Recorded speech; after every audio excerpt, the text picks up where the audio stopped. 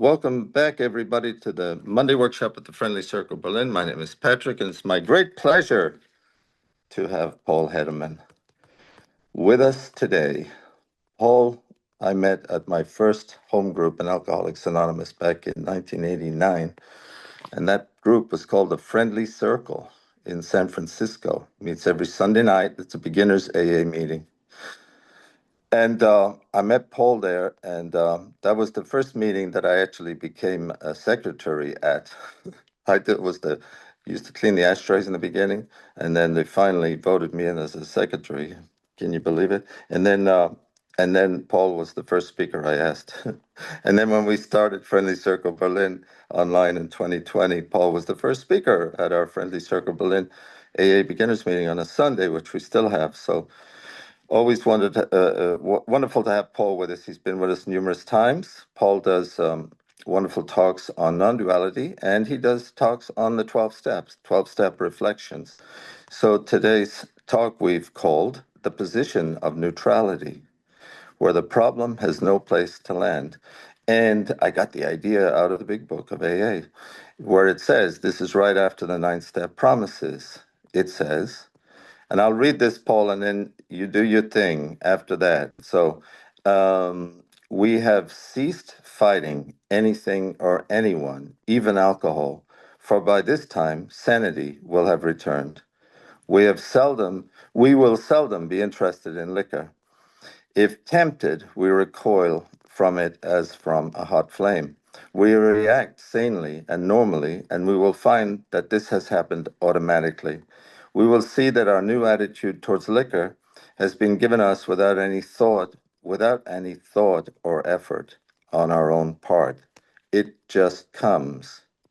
That is the miracle of it. We're not fighting it, neither are we avoiding temptation. We feel as though we had been placed in a position of neutrality, safe and protected.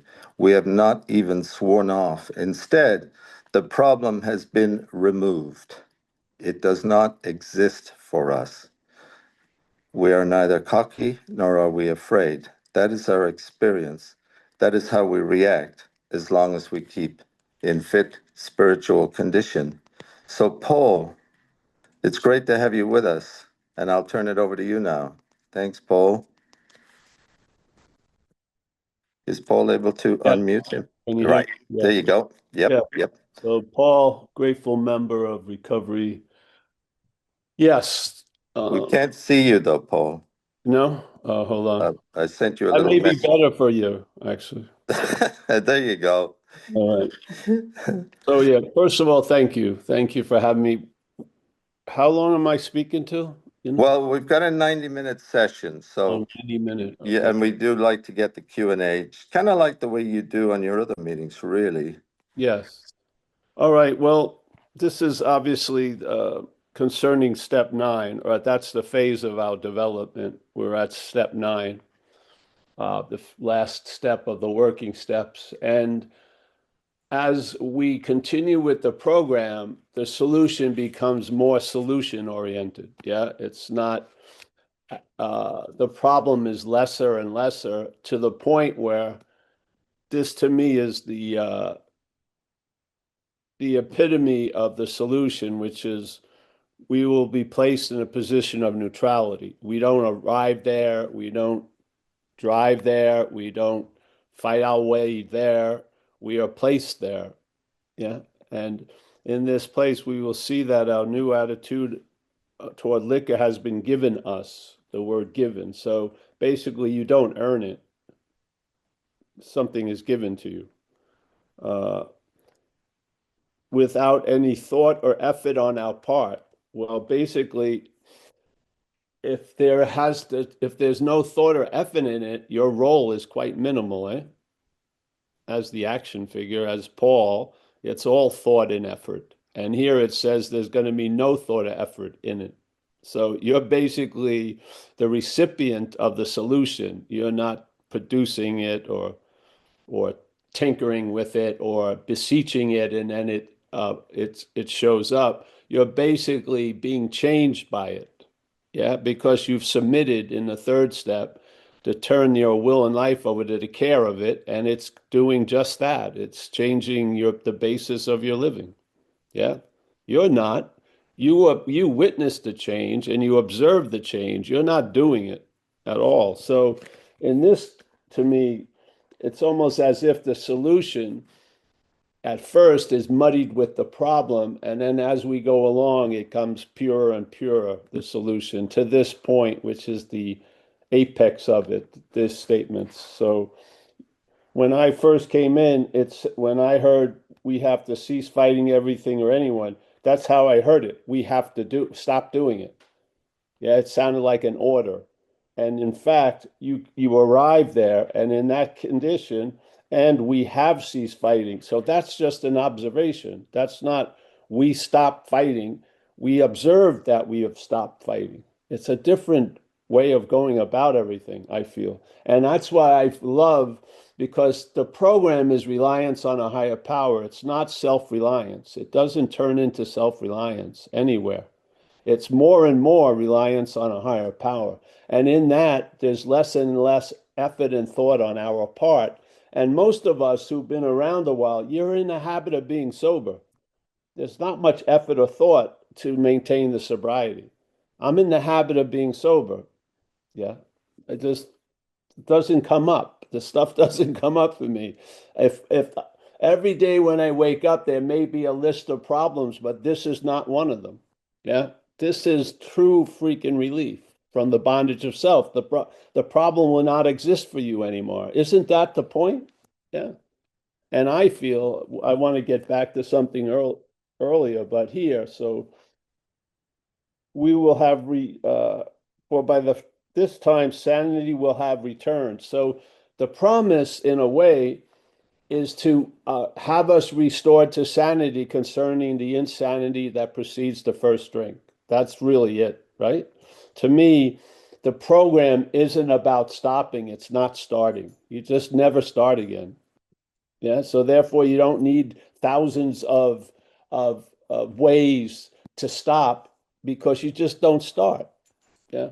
That's a condition you're brought to. I don't believe you produce that condition. So you're brought to it by just laying on the operating table of recovery, not getting up and not playing doctor. And then you observe all these changes that occur to you if you follow these simple suggestions and live by the agenda of AA, which is being available to others and attempting to practice these principles you have learned in all your affairs. And when you can't, you limit the affairs. So for this time, sanity will have returned. So we are now sane concerning the insanity that used to precede the first drink. So we don't take the first drink. Yeah. We will seldom be interested in liquor. We are not setting out to be not interested in liquor. We're observing these effects, yeah, by being in the program. If tempted, we recoil from it as from a hot flame. We react sanely and normally, and we will find that this has happened automatically.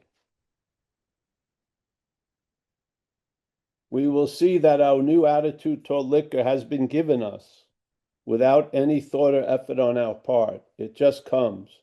That is the miracle of it. Exactly, really. We are not fighting it, neither are we avoiding temptation. We feel as though we had been placed in a position of neutrality, safe and protected. Yeah. We didn't climb into a position, we were placed there. So we became available for this power to pick us up and put us in another location, really. Another state of mind and body. That's what's happened. It's surrender, literally. Yeah, you surrender the will and life, and basically your role in it becomes lesser and lesser. And as they say in page 63, everything pivots on the loss of interest in self. That's what happens. When you lose interest in self, tons of stuff become possible. If you don't lose interest in self, those tons of stuff are like just potentially there. You're not accessing them because the obsession with self is like too high in a sense. Yeah. So the program leads to a point where you lose interest in self. And in that, you open up to the solution. Truly, I feel. So neither are we avoiding. We feel as though we have been placed in a position of neutrality, safe and protected. We have not even sworn off. Instead, the problem has been removed. It does not exist for us. We are neither cocky nor are we afraid. That is our experience. That is how we react as long as we keep in fit spiritual condition. Who says you're not in fit spiritual condition?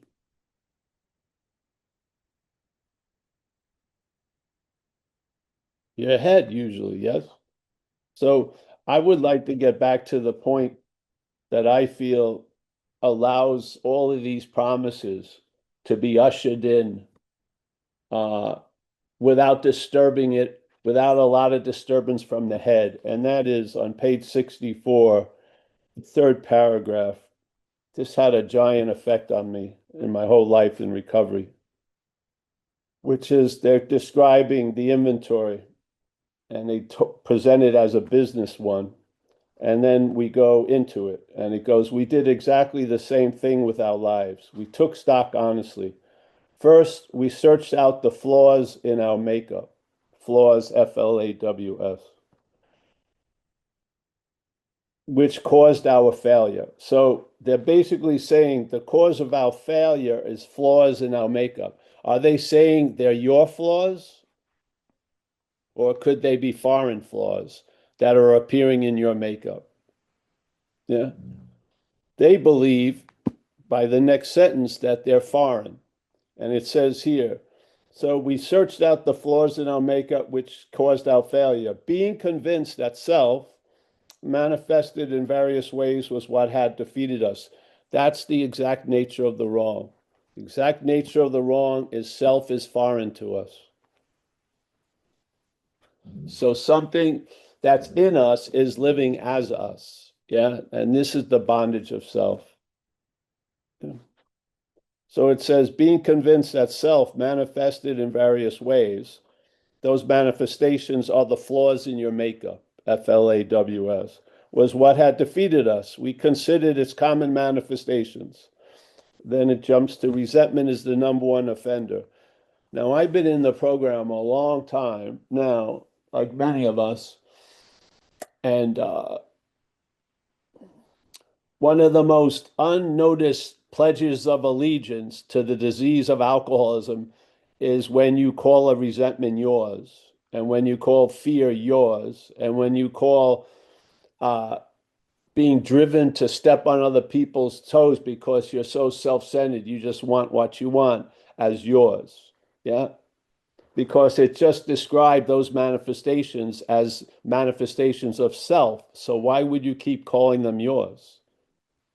Yeah. To me, that's the bondage of self that gets reinforced by this language and this head every day, which really, really, really, it can't change the fact of the sobriety, but it will weaken its effects. Yeah, it really will.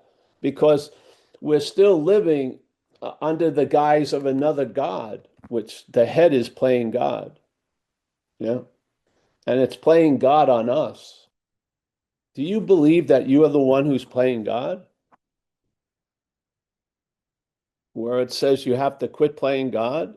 Have you ever tried to quit playing God? Does it work? Does that which is playing God have the ability to quit playing God? If it tried to quit playing God, wouldn't that be playing God? Yeah.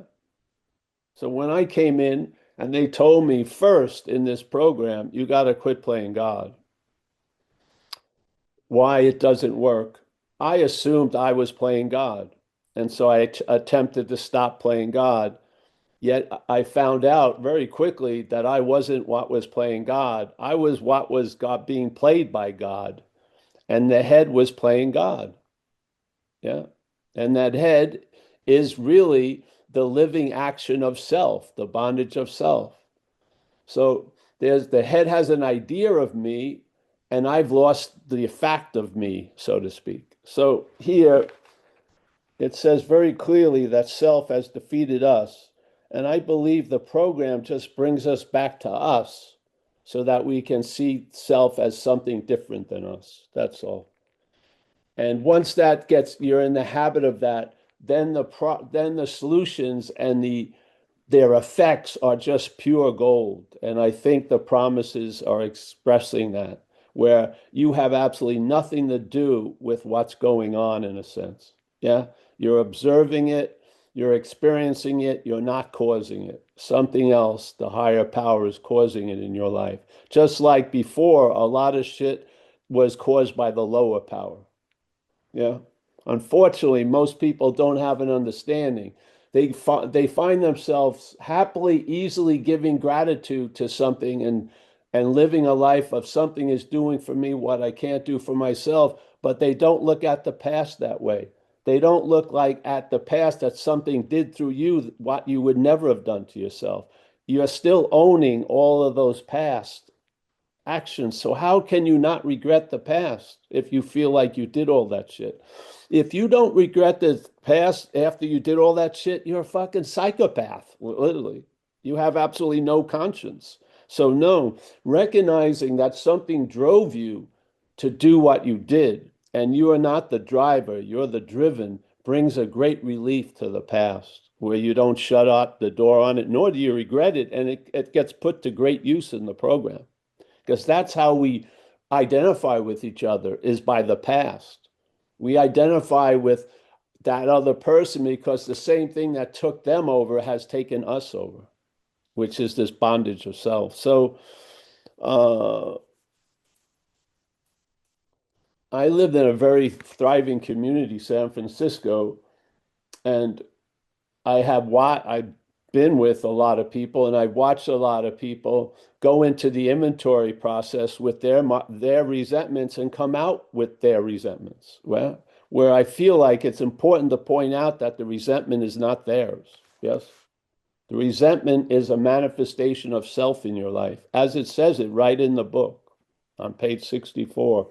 So that's been a big thing in my life in the community because when that happened, it told me if you don't see this, Paul, you're going to be looking from it. So if you don't see the bondage of self, you're going to be looking from the bondage of self. Yeah. And I've noticed that quite a lot in my own experience and witnessing it in a lot of people I've worked with and stuff like that. So when I get these opportunities with people I haven't met, I try to throw this in because uh, mm, I like a lot of times, I don't know, I haven't seen a circuit speaker in a while, but they were funny as hell most of the time. But then I would leave there and I didn't have a change of understanding whatsoever. I just laughed a lot, which was great. But I really like when somebody shares something that brings a clearer understanding to the situation, like Joe and Charlie, when I went to those guys' seminars when they were alive. They illuminated the book for me unbelievably, my first 2 years of sobriety. And so I feel understanding is really one of the keys to the kingdom, to understand what has defeated you and its nature and it's foreign to you. Yeah. Because I find so many people I meet, they're in a conundrum where they believe they hate themselves, which is insane to me. Yeah, or they're their own worst enemy, which is insane to me. Yeah. Something may hate you, but it ain't you. Yeah. Something may be your worst enemy, but it ain't you. Yeah. Because if you can't see it as not you, you're going to try to be free as it. And we're going to get caught in that statement of self can't get out of self. Yeah. Self called Claire, self called Paul, self called Jonathan. It doesn't matter the name of it. If it's self, self can't get out of self. Yeah. So, uh, yeah. So I'm just stoked for the opportunity to share, and I'm reveling in the habit of being sober. Yeah, it's just it's wonderful when these guys and women in 1939 describe how I feel today. Pretty powerful, eh? Because it realizes it lends credence to we're defeated by the same thing, all of us, in Germany, in Australia, in America. Something has taken us over. its origin is of the mind, mental, and its nature is it's foreign to us, almost like a parasite. And if you read a lot of the book where it says you're driven by 100 forms of it, you make decisions based on it, it you find yourself in circumstances you feel you don't deserve because of it. Tons of you're in fear or anxiety because of the self-reliance, as it describes in page 67 very clearly. Why are we in so much fear today? Isn't it because self-reliance has failed us? Yeah. So the amount of anxiety that we're calling fear is unbelievable because fear is a valid emotion and it's necessary in this world to take flight or to fight at certain occasions. But most people are calling mental anxiety fear. And all that has to be produced through a lot of faith in the head. If you're not in an apparent threat, yet you feel like one, something has made that up. Something had to make it up. And how can it make it up other than having faith in it? Yeah. So the whole program to me is a switch of that faith and that trusting away from the finite self to the infinite. That's basically the situation. Yeah. And so when faith is in the head, you're probably going to be irritable, restless, and discontent. When faith is in the infinite, you may have an ease and comfort right now, and you'll be able to enjoy peace of mind. It's the same faith, it's what it's put in that matters. Yeah. And for many of us, our life was based on faith in finite self. And we wanted relief from that. And then we got drunk or did drugs or ate too much or fornicated too much or whatever. We did what we did to get relief from that bondage. But we were the bondage trying to get relief from the bondage. Yeah. I mean, literally, what would be the greatest strategy of a parasite? To convince the host that it's the parasite. What has the head done to us? It's done the same thing.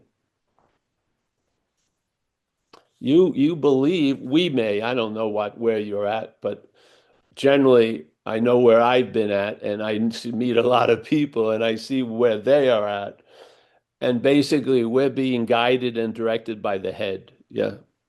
There's a lot of faith in the head. And if we have time, one of my favorite parts in the book, can I read it, Patrick? Yeah, yeah, sure, Paul. No problem. All right. Well, I have this chance. So Of course. it's in We Agnostics, and it's on page 53, the bottom of it, if you want to read it. And it goes here. They're talking about people who have a problem with the idea of God. So it says, I'm just going to skip to, but let us think a little more closely without knowing it. And this is the condition the head likes to have you in. Yeah. The parasite likes to have you in a condition of not knowing it, not knowing what's going on. Without knowing it, had we not been brought to where we stood by a certain kind of faith, not Christianity or Judaism, but faith as a force. Yeah. Like the faith that can move a mountain, that kind of faith. Without knowing it, had we not been brought to where we stood by a certain kind of faith? For did we not believe in our own reasoning? The funny thing, as an alcoholic, it's not your reasoning. The way you think is the way I think. The way you feel is the way I feel. The way you react to life is the way I react to life. Yeah, because we're following the same fucking system. We're following the same the same station, alcoholism. Yeah. So it goes here, we not believe in our own reasoning? And this is the problem. First of all, believing it's your own reasoning is part of the problem. You've got to realize I went to AA meetings in the beginning, and after a few months, I came to two conclusions. How did these people get my thoughts, or they're not my thoughts? Because it sure sounded when people shared how their thoughts, they sounded like thoughts I had been having, and their feelings sounded like how I felt, and their reactions sounded very similar to my reactions. And I finally realized, how can they be mine if everyone has them? So we've been taken over by one thing called self. Yeah. Yeah. And we've been directed by one thing, which we call in recovery self. So did we not have confidence in our ability to think? What was that but a sort of faith? Yes, we had been faithful, abjectly faithful. And one of my friends told me one of the definitions of abjectly, and you know what it is? Spiritless servility. Sounds familiar, yeah? What just when we're reading, you're going to have a feeling of serenity and place in this. This is what happens when you're where there's faith in self. You're going to be in a state of spiritless servility. That's insane, eh? The solution is spirit, and the condition we find ourselves is spiritless. Spiritless servility. You're enslaved to the freaking head. So, what was that but a sort of faith? Yes, we had been faithful, abjectly faithful to the God of reason. It's the same God they're talking about before the third step. Yes, you got to quit playing God. Yeah, you can't quit playing God because you're not playing God. What happens is you lose interest in that which is playing God. Yeah, that's my feeling with it. So he goes, yes, we had been faithful, abjectly faithful to the God of reason. So, in one way or another, we discovered that faith had been involved all the time, like right now. So, what the program has done is it has taken the faith that was in finite self and moved it to the infinite. Yeah. And our joy is we can observe that and we can experience it, but we can't produce it. That's why there's the point of our entry is surrender. Surrender. Yeah. Turn the will and life over to the care of something that can do the job and then watch it do it. Yeah. And then share it with others and then watch it do it with them. Yeah. And then the faith in finite self, which is cooking up all that mental anxiety, all the molehills it makes into mountains, all the predispositions of being in the past and the future will be broken. And the faith will be now in the infinite. Yeah. And now you will be able to face it will produce serenity to meet calamity instead of the head producing calamity to meet calamity. It will produce serenity and you'll travel lighter through this event. Yeah. By a loss of interest in self. That to me is it. And you can't do that because that would be self trying to get out of self. But the program does it. It produces a loss of interest in self. And then we gain interest in others and we lose interest in our big plans and designs. And we take the role of what God assigns us. Yes? Isn't that a beautiful statement?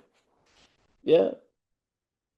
There's a beautiful statement where you're going to play the role it assigns you. You are going to play the role it assigns you.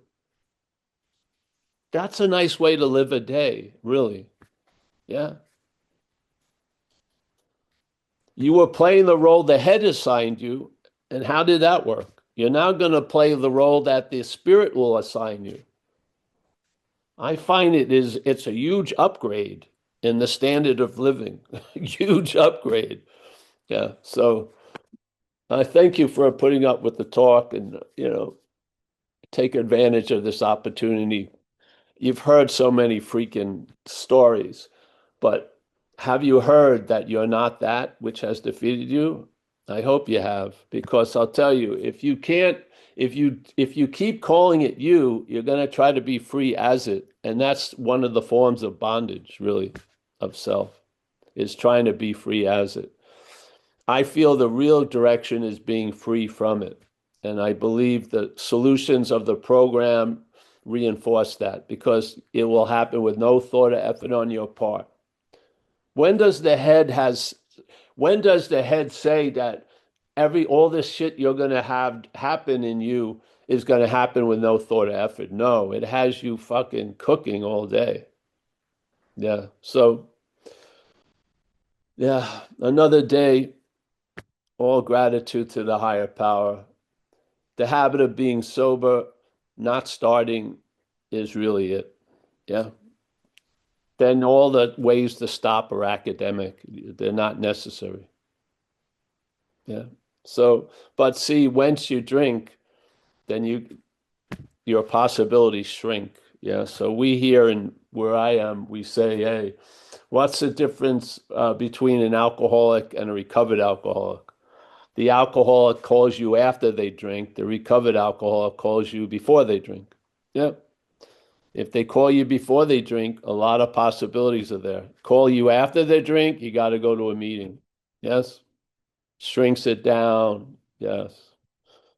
So there's a solution. You can live it. Yeah. You don't have it. There's a living of it. And you're on the receiving end. And in that, what you receive freely, you can offer freely. Yeah. Yeah. So thanks.